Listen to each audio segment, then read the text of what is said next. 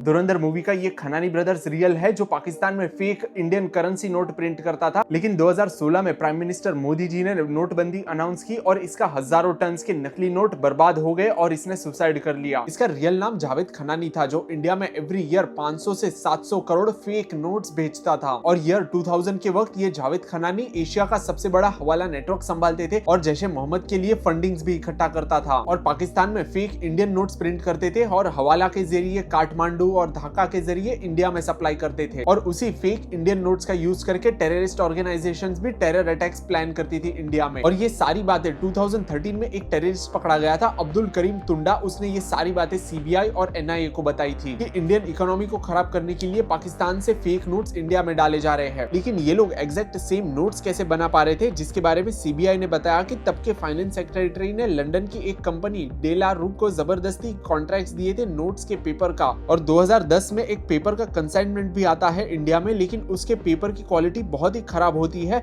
लेकिन फिर भी वो पेपर्स एक्सेप्ट हो जाते हैं इंडिया में नोट बनाने के लिए और उसी क्वालिटी के फेक नोट्स भी इंडिया में आ रहे थे पाकिस्तान से। लेकिन ये बात का कोई प्रूफ नहीं मिल पाया कि डेलारू या फिर किसी इंडिया के मिनिस्टर ने खुद 500 या 1000 के नोट्स के प्रिंटिंग प्लेट्स पाकिस्तान यानी खनानी ब्रदर्स को दिए हैं। लेकिन जिस हिसाब से एक्यूरेट फेक नोट्स बन रहे थे, यही अंदाजा लगाया जाता है कि इंडिया के किसी अंदर वाले ने ही पाकिस्तान को प्रिंटिंग प्लेट्स दी थी। लेकिन 2014 में जब गवर्नमेंट चेंज हुई और उन्होंने देखा कि इतने ज्यादा नकली नोट इंडियन मार्केट में घूम रहे हैं, तो उन्होंने 8 नवंबर 2016 को डीमोनेटाइजेशन यानी नोटबंदी अनाउंस की, जिससे खनानी ब्रदर्स का पूरा बिजनेस और नेटवर्क कोलैप्स कर जाता है और उनके गोडाउन में लाखों करोड़ों टन के नकली नोट पूरे बेकार हो जाते हैं और उसी नोट को बनाने के लिए वो लोग ने कर्जा भी लिया था, उसमें भी वो बर्बाद हो गए। और फिर नोटबंदी के 1 महीने बाद ही जावेद खनानी ने सुसाइड कर लिया और इसका भी अंदाजा यही लगाया जाता है कि नोटबंदी से इसको बहुत ज्यादा अफेक्ट हुआ और कर्जे में डूब गया, इसलिए इसने सुसाइड कर लिया।